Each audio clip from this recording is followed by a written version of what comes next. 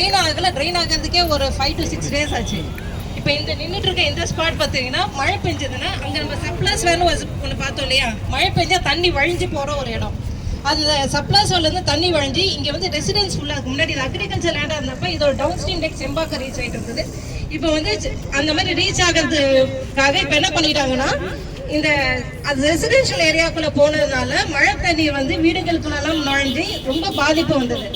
அதை ரெகுலேட் பண்ணுறதுக்காக இங்கே வந்து ஃப்ளட் ரெகுலேட்டர்னு ஒன்று கன்ஸ்ட்ரக்ட் பண்ணி அந்த சப்ளாஸ் வேரோட இது வந்து 9 inch அப்ராக்சிமேட்லி 9 inch ஹையராக இருக்கும். ஸோ அங்கே தண்ணி வழிய ஆரம்பிச்சோன்னே இதை ஓப்பன் பண்ணுவாங்க. இது ஓப்பன் பண்ணோன்னா தண்ணி வந்து ஸ்ட்ரெயிட்டாக இங்கே வந்து கட்டன் கவர்னு ஒரு ட்ரெயின் போகுது. இந்த ட்ரெயின் டைரெக்டாக செம்பாக்கம் லேக்கு போய் லிங்க் ஆகுது. இப்போ அந்த ட்ரெயினோட இது மெஷர்மெண்ட் என்னன்னா 4 meter width and 2 meter depth.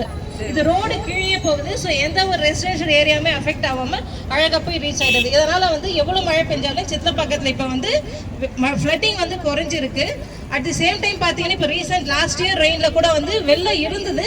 But 10 hours train ஆயிடுச்சு, ரொம்ப அஃபெக்ட் ஆகலை. இந்த மாதிரி இங்கே நிறைய கட் அண்ட் கவர்ஸ் வந்து தமிழ்நாட்டிலே வந்து ரோடுக்கு கீழே அவ்வளோ பெரிய ட்ரெயின் போயிட்டு இருக்கிறது இந்த ஒரு ஏரியாவில் தான்.